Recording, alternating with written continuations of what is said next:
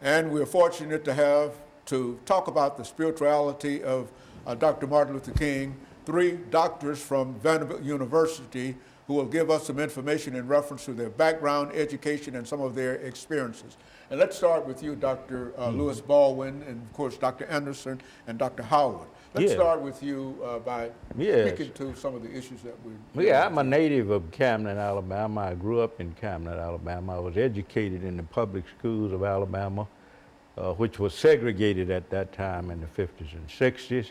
Graduated from high school in '67, matriculated at Talladega College in Alabama from 1967 to '71, receiving the BA degree in history.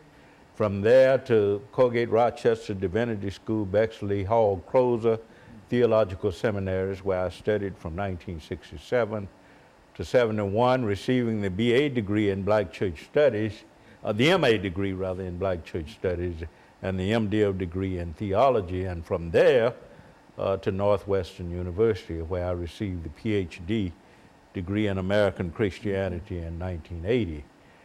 From that point, of course, I taught at Worcester College in Ohio, Colgate University in New York, and from there to Vanderbilt University in Nashville, here in Nashville, where I served as a professor of religious studies for almost 30 years.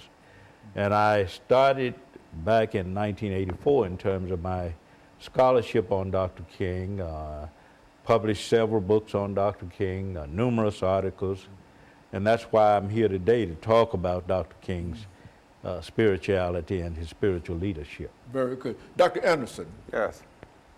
I was reared in Chicago, Illinois, in the 1960s and through in the 60s. I went to Dunbar Vocational High School in the south side of Chicago. I went to Trinity Christian College, where I received my BA in History and Theology. From there, I went to Calvin Theological Seminary in Grand Rapids, Michigan, where I did the Master's of Divinity and the Master's of Theology in Philosophical and Moral Theology. From there, I went on to Princeton University, where I studied religion, ethics, and politics. My study in religion, ethics, and politics was deeply rooted in my upbringing in Chicago, where I also served as a social worker, working with young people and moving them from detention centers into independent living. And that had been a motivation for most of what I do in the scholarship of religion and politics. Dr. Howard? Yes, sir. Thank you once again for having me. I was born and raised in Los Angeles, California. Went to the public schools there. Was a graduate of University High School, west side of Los Angeles. I received my bachelor's degree from UCLA in anthropology. And from there, I received a counseling degree from San Diego State University, and then attended Fuller Theological Seminary, received a master's in biblical studies, and then pursued a PhD and earned my PhD from Vanderbilt in ethics and society. Throughout the course of my academic career, I've been interested in researching the role of spirituality, religious experience, and just the general role of religious ethics in how people pursue social justice and become active in ameliorating the problems of the oppressed. And so I'm excited to be here, and that's what brought me to my study of Dr. King. You know, Dr. Baldwin, to talk about the issues of racism, poverty, and war, we've got about a minute before this segment ends. Yes, yeah. Let's start off, and then we'll come back and with let you racism, continue. yeah. Racism. Dr. King said in many of his works that the treatment of the Negro, as he put it, in American society is a spiritual problem.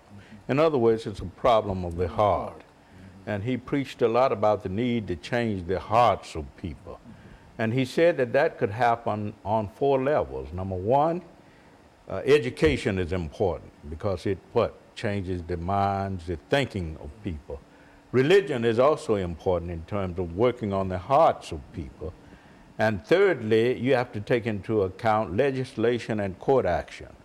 Dr. King said that, laws may not keep a person from hating me, but they can keep a person from lynching me.